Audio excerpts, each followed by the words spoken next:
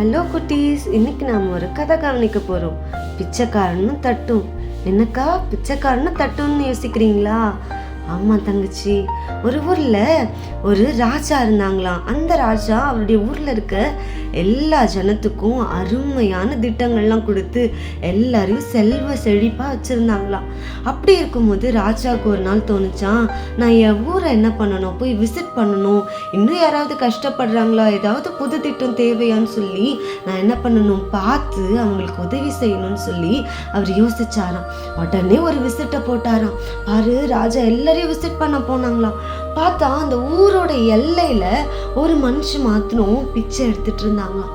அப்போ ராஜாவுக்கு பயங்கர ஆச்சரியமா இருந்துச்சான்.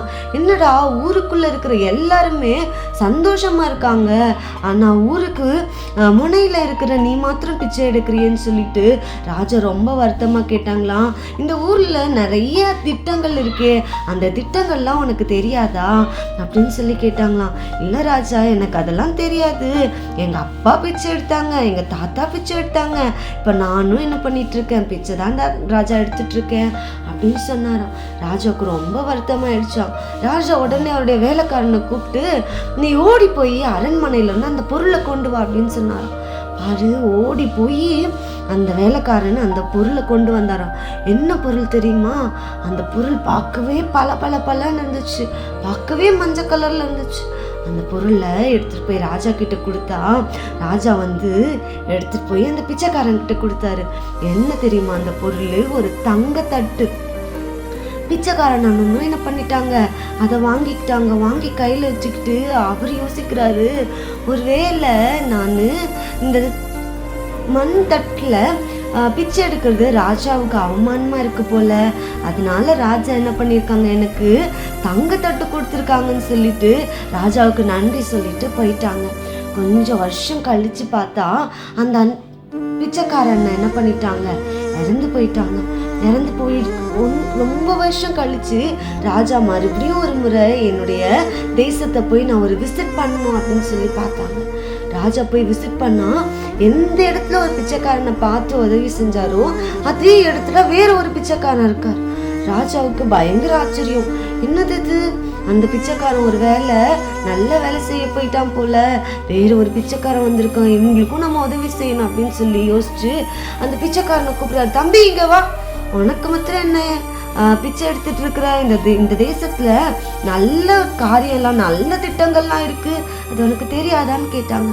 யாரு கேட்ட உடனே என்ன சொன்னாங்க, அதெல்லாம் தெரியாது ராஜா, எங்க தாத்தா, எங்க கொள்ளு தாத்தா, எங்க அப்பா எல்லாரும் பிச்சை எடுத்துட்டு இருந்தாங்க, நானும் பிச்சை எடுக்கிறேன், ஏதாவது உதவி செய்ய முடியும்னா செய்யுங்க அப்படின்னு சொன்னாராம்.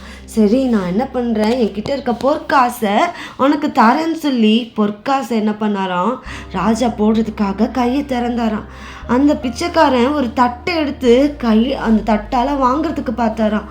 ராஜாவுக்கு பயங்கர ஆச்சரியமா, இந்த தட்டு நான் ஒரு பிச்சைக்காரனுக்கு பரிசா கொடுத்தது, அது எப்படி உன்கிட்ட வந்தது அப்படின்னு சொல்லி கேட்டாராம். அப்போது அந்த பிச்சைக்காரன் சொன்னாராம், எங்கள் அப்பாவும் பிச்சைக்காரன்னு சொன்னல, எங்கள் அப்பா தான் இதை எனக்கு கொடுத்தாரு அப்படின்னு சொல்லிட்டு. ராஜாவுக்கு ரொம்ப வருத்தமாக போச்சான்.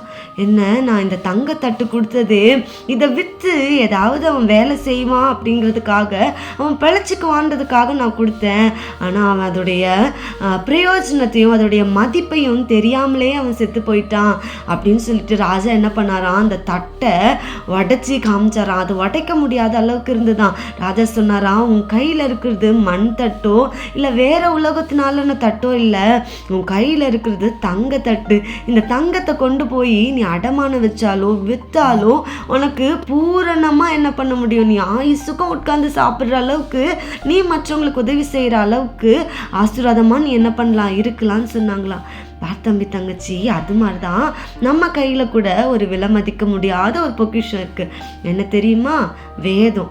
வேதத்தை நம்ம திறந்து அதை படித்து அதனுடைய அருமையை நம்ம புரிஞ்சுக்கிட்டோம் அப்படின்னா நமக்கு எல்லா ஆசீர்வாதங்களும் என்ன பண்ணும், தேடி வரும். நாம் எந்த ஆசீர்வாதத்தையும் தேடி போக தேவையில்லை, எந்த ஆசீர்வாதத்துக்காகவும் ஏங்க தேவையில்லை.